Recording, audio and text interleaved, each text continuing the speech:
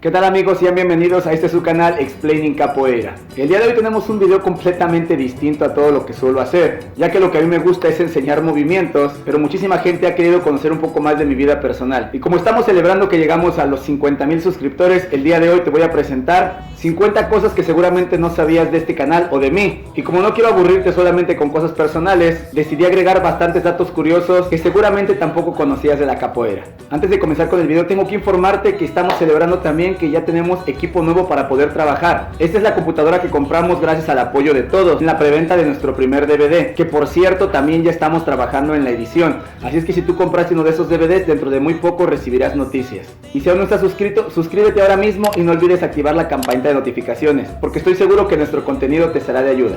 Ahora sí, vamos con el especial. Yo comencé en la capoeira hace casi 2 décadas a la edad de 16 años y en la actualidad tengo 35, así es que saca tus cuentas. Nací el día 16 de octubre de 1984 en la ciudad de Querétaro y tengo 3 hermanos, Ricardo, Paola y Ángel. Además de muchos hermanos que la capoeira me ha dado. La idea de este canal fue de mi gran amigo Tijolo y aquí arriba va a aparecer su contacto por si quieren mandarle un mensaje por Facebook. Mi comida favorita es el pozole, el cual es un platillo típico aquí en México. La idea del logotipo de Explaining Capoeira fue idea de mi esposa, ya que dijo que se vería bien la X simulando una persona haciendo una U o poniéndose de cabeza. Mi movimiento favorito dentro de capoeira es conocido como folia parafuso o en otras disciplinas lo conocen como cork y es este que está apareciendo justo ahora. Soy un gran fanático de todo el mundo de Dragon Ball, así es que si algún día quieren regalarme algo, ya saben qué es. Mi apodo Songo significa tonto o torpe o retrasado, se deriva de Songo Mongo y me lo pusieron porque cuando inicié en verdad era muy torpe. ¿Sabías que la palabra capoeira significa hierba cortada? Buen dato, ¿no?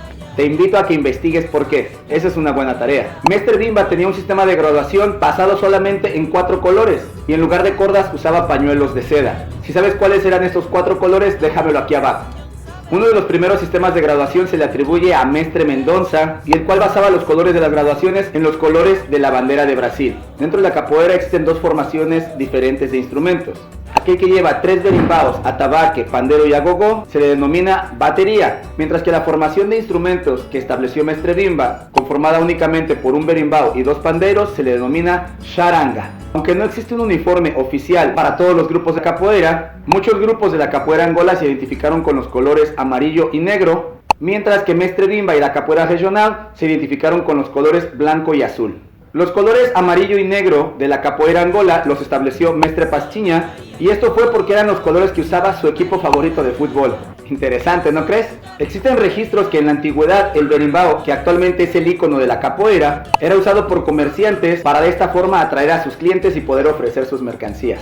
Aunque en la actualidad denominamos abadá al pantalón de capoeira, una abadá era una bata o túnica utilizada en la época de la esclavitud o una especie de uniforme para los trabajadores portuarios, o también puede ser la camisa de un carnaval.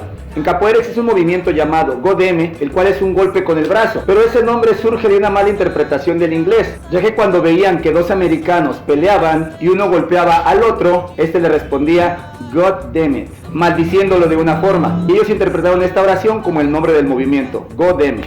Nuevamente algo de mí, pero vamos un poco más rápido. Mi color favorito es el morado, aunque muchos no lo crean, conocí a mi esposa a través de Facebook. La primera vez que viajé en avión fue a Brasil como me lo había propuesto. Aunque me encanta la comida, hay cosas que odio como la crema, la mayonesa y por supuesto la mostaza. Una de las cosas que me caracterizan son mis dreadlocks. Llevo ya un poco más de 12 años con ellas.